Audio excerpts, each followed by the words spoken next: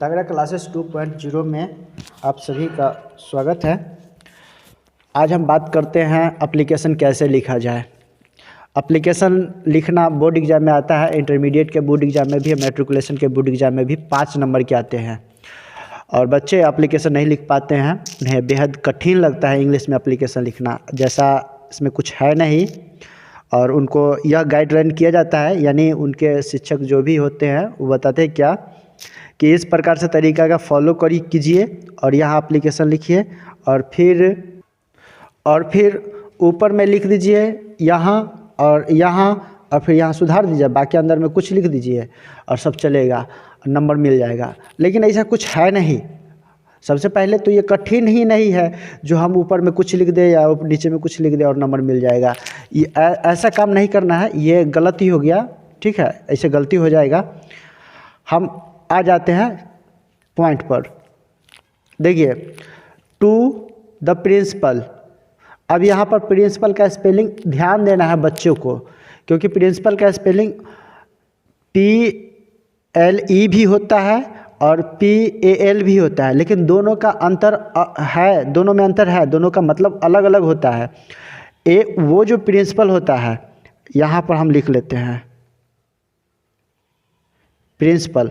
ये प्रिंसिपल का मतलब हो जाता है सिद्धांत और ये प्रिंसिपल का मतलब हुआ प्रधानाचार्य। तो इस बात को ध्यान दीजिएगा कि वहाँ पर आप ई वाला प्रिंसिपल नहीं लिखिएगा, ई प्रिंसिपल नहीं लिखना है। यहाँ आपको इस बात पर ध्यान देना है, स्पेलिंग पर। ये प्रिंसिपल का मतलब प्रधानाचार्य।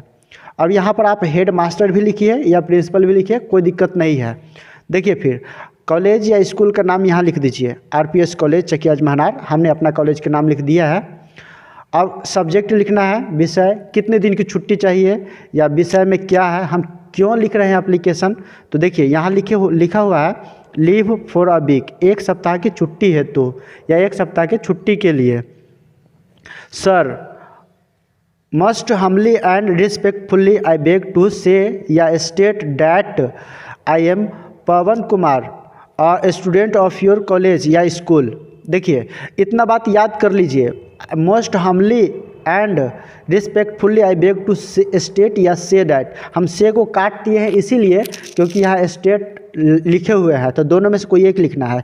और यहाँ स्कूल का नाम लिखिए इधर ऊपर में, तो यहाँ स्कूल लिखिए, और कॉलेज का नाम लिखे हुए हैं तो कॉलेज लिखेंगे। ठीक, आगे देखिए, इसका मतलब क्या हुआ कि मैं आपके स्कूल या कॉलेज का एक विद्यार्थी हूँ, मेरा नाम पवन कुमार है, तो यहाँ पवन कुमार आपके कॉलेज या स्कूल का विद्यार्थी हूँ।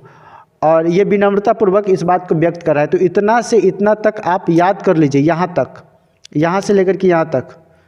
उसके बाद देखिए, अब 2-3 शब्द अपना मन से लिखना है, जैसे कि ट्रांसलेशन में से ही है, ट्रांसलेशन बनाने आता ही है तो और अच्छा बात है, नहीं तो हम ट्रांसलेशन के लिए भी प्रयास करेंगे कि वो भी बने और अच्छा, मतलब सही रहना चाहिए ट्रांसलेशन। आगे देखिए, I need leave from 14/3/2024 to 23/2024। इसका मतलब है कि मुझे छुट्टी की आवश्यकता है या ज़रूरत है या छुट्टी चाहिए। कब से कब तक, तो 14/3/2024 से 20/3/2024 तक। अभी देखिए, तीसरा महीना तो आया नहीं है, लेकिन फिर आपको बताना था इसीलिए हम मेंशन कर दिए हैं। ठीक है, घबराइए नहीं, वहाँ आप जब लिखिएगा उस समय का डेट लिखिएगा। ठीक है, बस आपको सिखाने और बताने के लिए हम ये डेट लिखे हैं, इससे कोई कष्ट नहीं होगा। आगे देखिए, because I have been suffering from fever for 3 days। अब देखिए, ट्रांसलेशन में हमने ये बात पढ़ा था क्या कि मुझे 3 दिनों से बुखार है या मैं 3 दिनों से बुखार से पीड़ित हूँ, यही बात ना पढ़े थे, तो वही बात हम यहाँ लिख दिए हैं। इसका मतलब क्या हुआ कि मुझे 14 तारीख से लेकर के 20 तारीख तक छुट्टी चाहिए, क्योंकि मैं 3 दिन से बीमार हूँ या 3 दिन से बुखार से पीड़ित हूँ।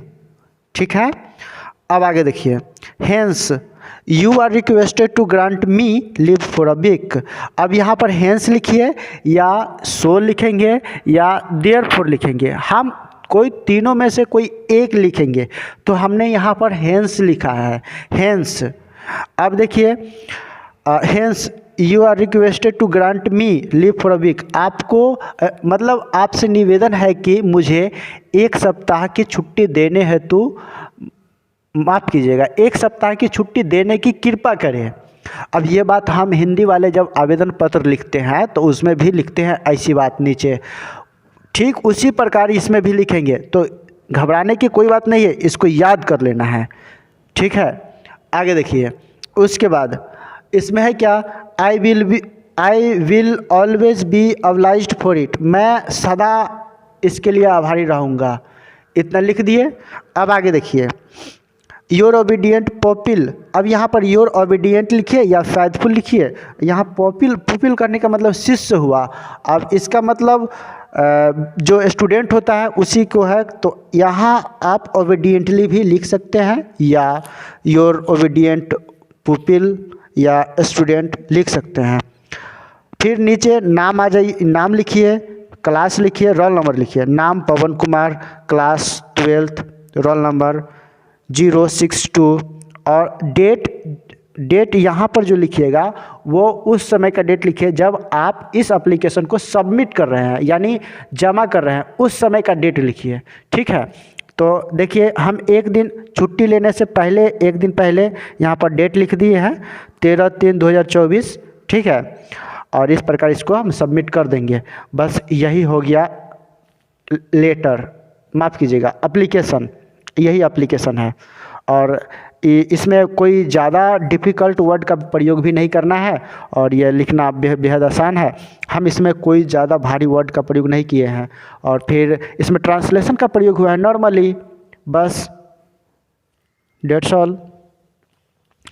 इस वीडियो में अगर अभी भी आपको कोई भी पॉइंट समझ में ना आए तो कमेंट करके बताइए, हम उसको आपको समझाने का प्रयत्न करेंगे।